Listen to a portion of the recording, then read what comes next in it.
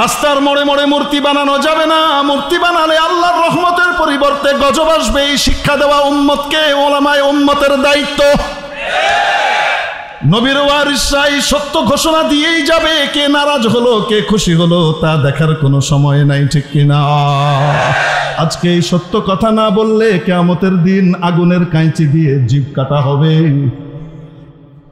অতএব এই সত্য কথাগুলো উম্মতের সামনে আলেম ওলামাকে বলতেই হবে। কার পক্ষে গেল কার বিপক্ষে গেল সেটা দেখার সুযোগ নয়। এই বলতে যাওয়ার কারণে যদি কাউকে জেলে যাওয়া লাগে, তার জেলে যাওয়া মুবারক, কিয়ামতের দিন সওয়াব হিসেবে দেখা হবে।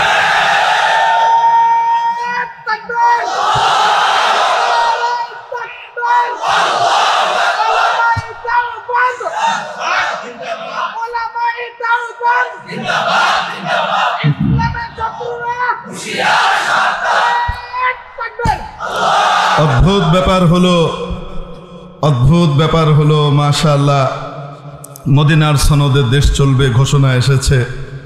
আমরা অ্যাপ্রিসিয়েট করি এবং সাধুবাদ জানাই। আল্লাহ তাআলা এই ঘোষণাকে বাস্তবায়নের তৌফিক নসিব করেন বলে আমিন। বাকি মদিনা সনদের কোথায় যে মোড়ে মোড়ে মূর্তি বানানো আছে, আলেম ওলামারা তো এখনো কোথাও খুঁজে পেলেন না। কে কোথায় পেল একটু মেহেরবানি করে দেখাইলে ভালো হয়, তাহলে আমরাও মূর্তি বানানোর কাজে অংশগ্রহণ করতে পারি। নেক কাজ, বলেন না কেন? আরে মূর্তি বানাইয়া নিজের অমুকের তমুকের মূর্তি বানিয়ে সম্মান দেওয়া যায় না। ওটা কাক আর চিলের পায়খানার জায়গা হয়, এটা ইজ্জত নয়। যার মূর্তি বানানো হচ্ছে তার জন্য কবরে আযাবের ব্যবস্থা করা হচ্ছে। এই কথা, সত্য কথা যদি উলামায়ে উম্মত উচ্চারণ না করেন তাহলে কে করবে?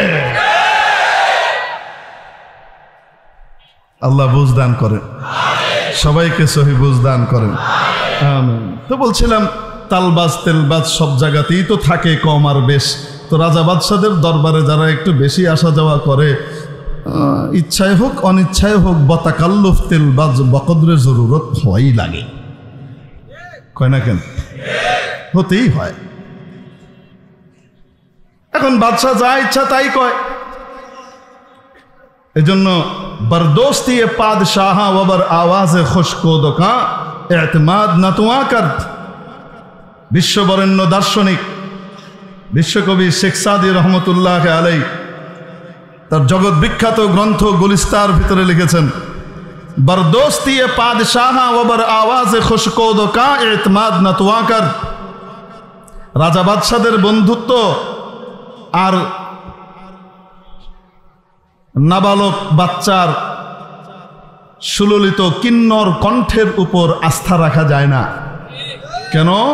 কে আ বখয়ালে মুবদ্দল শওয়াদ ওয়া ই বখাবে মুতাগায়্যির গর্দত।